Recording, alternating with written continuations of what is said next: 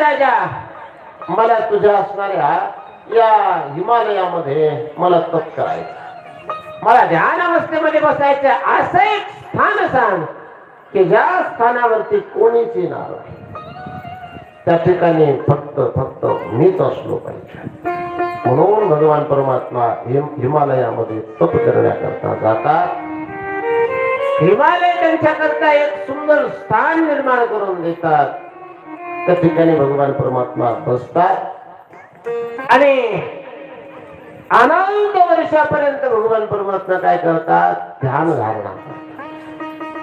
ध्यान धारणा करत असताना एक वेळेस इकडं सर्व स्वर्गावरती, सर्व त्या असणाऱ्या ब्रह्मलोकावरती, विष्णू लोकावरती एका दैत्याचं काय होतंय, आक्रमण होतंय. मला तो दैत्य म्हणजे तारकासुर असणार.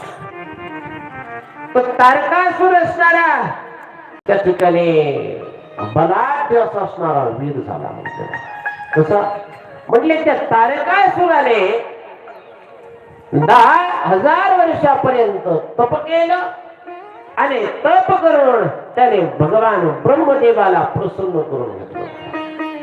आणि प्रसन्न घेतल्याच्या नंतर ब्रह्मदेवाला त्याने वर मागितला. म्हटले, देवा मला अजर अमर करा, मी मेलोच नाही पाहिजे. भगवान ब्रह्मदेव सांगतात, म्हणले ऐक तारकासुरा, तू जन्माला आला म्हणजे तुझा मृत्यू निश्चित आहे. आज ना उद्या तुला मरावं लागणार आहे. आणि मृत्यू लोकामध्ये जन्म घेतला म्हणजे मृत्यू निश्चित आहे. पण म्हटले ऐक, तू ध्यान धारणा केली, उपासना केली, माझी आराधना केली ना, तर तू असा वर माग म्हटले की जे वर मी तुला देऊ शकतो. अमर नावाचा वर मी तुला देणार नाही. नव्हे नव्हे, स्वतः मी ब्रह्मदेव, मी सुद्धा अमर नाही म्हटले. ज्या वेळेस माझा कालखंड संपतो त्यावेळेस मला सुद्धा हे शरीर सोडावं लागतं आणि अजून पुन्हा मला जन्म घ्यावा लागतो. मी अमर नाही. पण तू ध्यान धारणा केली आहे, उपासना केली आहे, तो असा वर माग की त्या वरामुळे मी तुला असणारा वर देऊ शकतो. त्याने वर मागितला. काय तो म्हटला की काही नाही, भगवान शंकराच्या पहिल्या मुलाकडून माझा काय व्हावा, मृत्यू व्हावा. त्याच्या मुलाच्या हातानेच माझा मृत्यू होईल, दुसऱ्याच्या हाताने होणार नाही. भगवान ब्रह्मदेव म्हटले तसं तुला ठीक आहे म्हटले, त्याच्या मुलाच्या हाताने तुझा वध होईल. कारण तारकासुराला माहिती होतं की हे बाबा काय आता लग्न करणार नाहीत. एक यांचं लग्न झालंय आणि त्यांची पत्नी असणारी यज्ञकुंडामध्ये गेलेली आहे आणि हे विरहामध्ये त्या हिमालयामध्ये जाऊन बसलेत. कुठं बसलेत कोणालाच माहित नाही. म्हणले त्यांचा काही विवाह होणार नाही आणि विवाह न झाल्यामुळे मी काय आता मरणार नाही.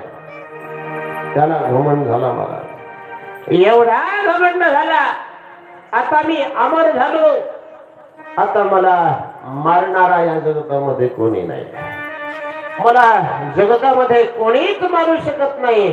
आणि तारकासुराने स्वर्गावरती स्वारी केली आणि स्वर्गामधल्या इंद्रासहित सर्वांना स्वर्गातून हाकलून लावलं.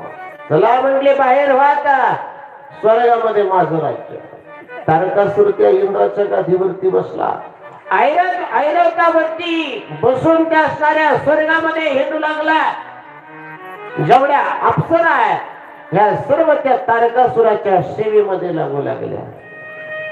इंद्राची पत्नी असणारी जयवंती, ती जयवंतीला सुद्धा त्याने काय केलं, आपल्या मुठीमध्ये घेणार, आपल्या हातामध्ये घेणार.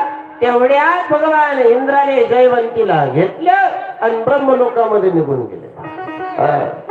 जयवंती सोडा याच ठिकाणी सोड म्हणून त्या असणाऱ्या तारकासुराने सांगितलं. पण इंद्राने जयवंती घेतली आणि त्या ब्रह्मलोकामध्ये पोहोचले.